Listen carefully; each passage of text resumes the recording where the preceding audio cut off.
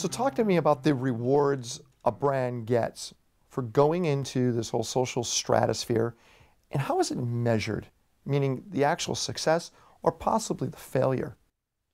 One of the greatest challenges for companies, brands, even nonprofits right now, is that only in the last 2 years have a sufficient number of brands of a sufficient size executed campaigns of a sufficient scale to get results from which you can do, get the metrics and then do the formulas so that you can actually justify it in the boardroom and say, here's our return on this investment of time and money in social media.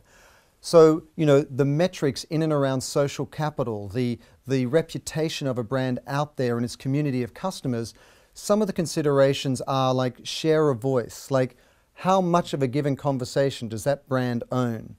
Amplification, how much has their share increased over a given period of time?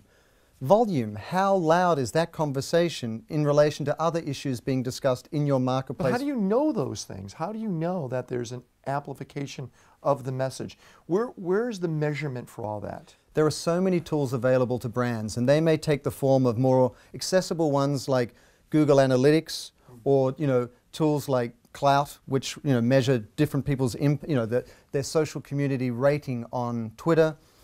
But then there's more sophisticated tools like Radian6, which actually monitor at a very granular level exactly what's going on in terms of the reputation and the impact a brand's messaging is having.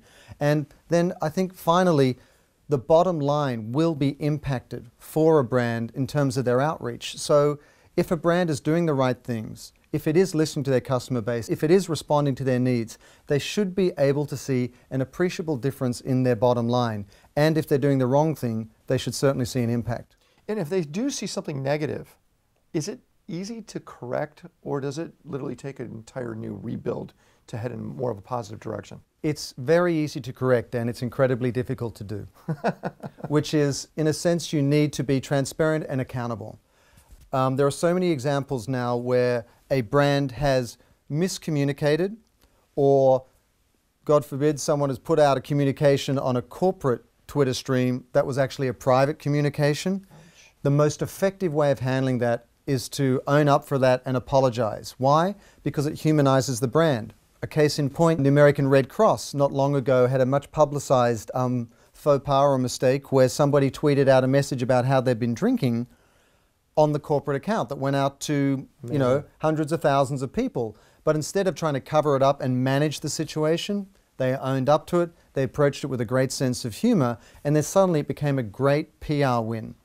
In the same way, if you have a critic, who is abusing your customer service on your Facebook page or in your Twitter stream, do you just ignore them? Do you try and sort of like exclude them and unfollow them? Or do you engage with them and say, what's the problem? How can we take care of it? And more often than not, you'll turn them into a brand advocate just as quickly.